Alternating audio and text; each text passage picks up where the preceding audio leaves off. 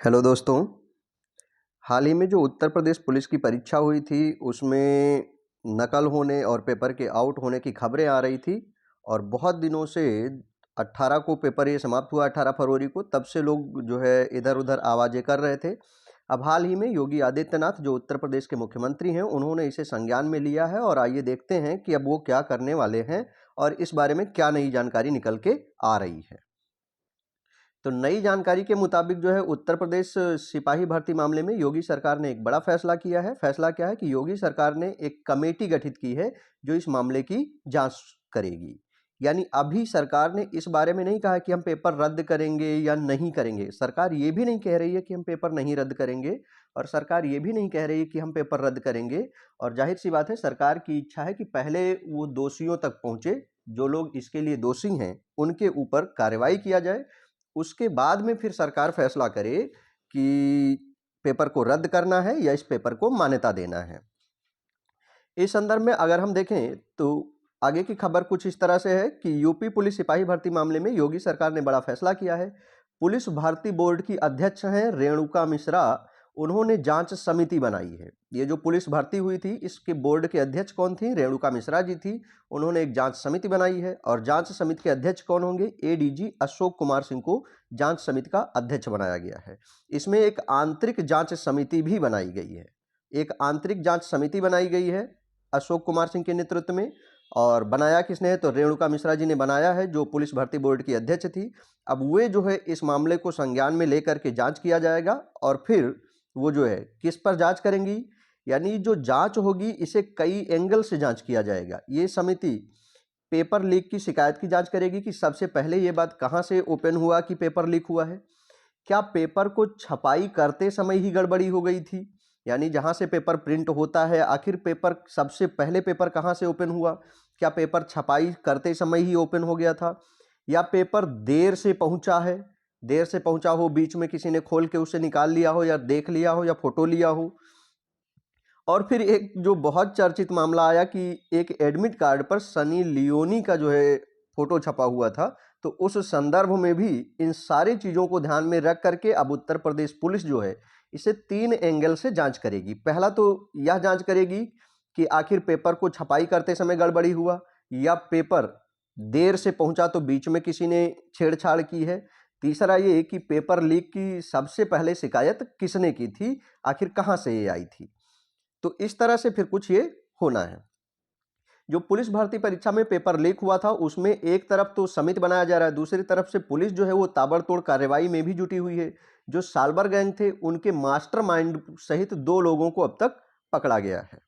जो साल्बर गैंग के मास्टरमाइंड थे उनमें से 2 लोगों को अलग अलग जगहों पर पकड़ा गया है। अच्छा, ये जो साल्बर लोग थे, इस बार अगर हम यूपी पुलिस के परीक्षा को देखें तो इसमें केवल नकल करवाने वाले उत्तर प्रदेश से नहीं थे। अच्छा, हर बार क्या होता था कि जो पेपर लीक होता था उत्तर प्रदेश में, उसका जो सुराग मिलता था वो कहीं गोरखपुर, कहीं इलाहाबाद, इन सब क्षेत्रों में ज़्यादा होता था।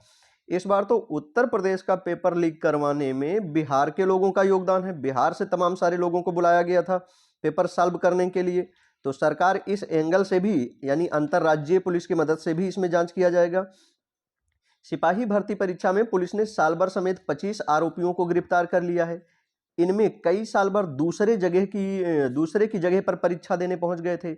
यानी ये तो एक अलग की बात है कि पेपर आउट हुआ, यह भी हो गया कि किसी दूसरे की जगह पर लोग पेपर देने पहुंच गए थे। साल भर के खिलाफ मुकदमा तो दर्ज ही हो चुका है। और फिर क्या है कि जिन्होंने उनकी मदद ली थी वे अभ्यर्थियों पर भी अब सरकार जो है वह ध्यान कर रही है।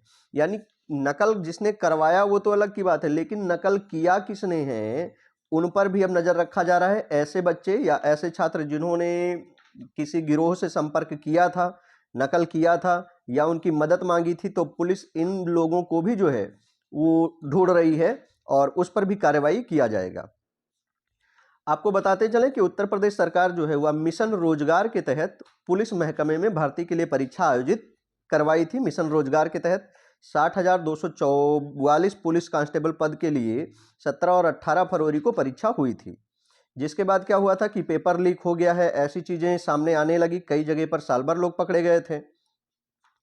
अब कुछ एक अखबार की अगर बात माने तो उसमें यह भी शामिल है कि उत्तर प्रदेश पुलिस भर्ती परीक्षा में साल्बर गैंग में 2 कांस्टेबल भी शामिल थे और ये कौन कह रहे हैं? तो पुलिस विभाग के अधिकारी ही इस बात को एक्सेप्ट किए हैं कि सालभर गैंग में 2 कांस्टेबल शामिल थे और उन्होंने क्या किया कि 3-4 उम्मीदवारों की परीक्षा वो पहले भी दे चुके हैं। यानी ये जो दोनों कांस्टेबल हैं, ये कोई पहली बार नहीं दे रहे थे, 3-4 उम्मीदवार को कई परीक्षा पास करवा चुके हैं, वे भी पकड़े गए हैं।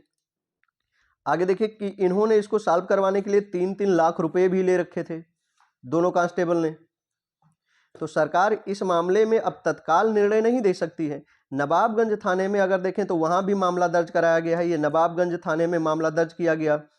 अधिकारियों ने शनिवार को कहा कि पुलिस कांस्टेबल भर्ती परीक्षा में अभ्यर्थियों के स्थान पर परीक्षा देने और धोखाधड़ी करने के आरोप में पिछले 2 दिनों से उत्तर प्रदेश के अलग अलग जगहों में सब कार्रवाई हुई है। तो नवाबगंज से पकड़े गए हैं लोग जो है। इसी में अगर हम पुलिस विभाग के अधिकारी डीजीपी हैं प्रशांत कुमार, उनको अगर हम देखें तो उन्होंने कहा कि गिरफ्तार किए गए कुल 122 लोग अब तक गिरफ्तार किए गए हैं। यानी जो पुलिस मामले में धांधली की बात आती है, 122 लोग गिरफ्तार हुए हैं। 15 लोग एटा में, प्रयागराज, मऊ, सिद्धार्थनगर में, गाजीपुर में, आजमगढ़ में, गोरखपुर में, जौनपुर में, बलरामपुर में, गोंडा में, इन सारे जगहों पर लोग गिरफ्तार हुए हैं। गोंडा में अगर हम देखें तो गोंडा जिले के धानेपुर में हरेंद्र कुमार को गिरफ्तार कर लिया गया है, जो धानेपुर गोंडा के पास में रहने वाले हैं। उन्होंने अपना पेपर सॉल्व करने के लिए नालंदा जिले से कुंदन नाम के व्यक्ति को बुलवाया था। नालंदा बिहार में है, तो बिहार से कुंदन को 6 लाख रुपए दे करके बुलाया था अपना पेपर सॉल्व करवाने के लिए। तो इस तरह से पुलिस अब ऐसे अन्य लोगों की भी तलाश कर रही है जिन्होंने किसी न किसी की मदद ली थी पेपर के लिए। पुलिस अधिकारी रणविजय सिंह ने बताया कि जो दोनों कांस्टेबल जिन्होंने 3-3 लाख रुपए लिए थे, उनके पास पुख्ता सबूत है और इन पर कानूनी कार्रवाई भी की जा रही है। यानी जो दोनों कांस्टेबल थे उन्हें पद से हटा करके और उन्हें भी जेल में भेजा जाएगा। ये सारे कार्य जो है वो गवर्नमेंट की तरफ से करवाया जा रहा है। अब जैसा भी है, योगी सरकार जो है अब एक्शन में आई है, तो अब देखना है कि क्या होता है। उत्तर प्रदेश पुलिस ने सालभर गैंग के फरार मास्टरमाइंड और 2 सालभरों को नगला भाऊ से गिरफ्तार कर लिया है। सीओ सिटी हिमांशु गौरव ने बताया कि 16 फरवरी से ही जिले में सालभरों के खिलाफ लगातार कार्रवाई की जा रही थी।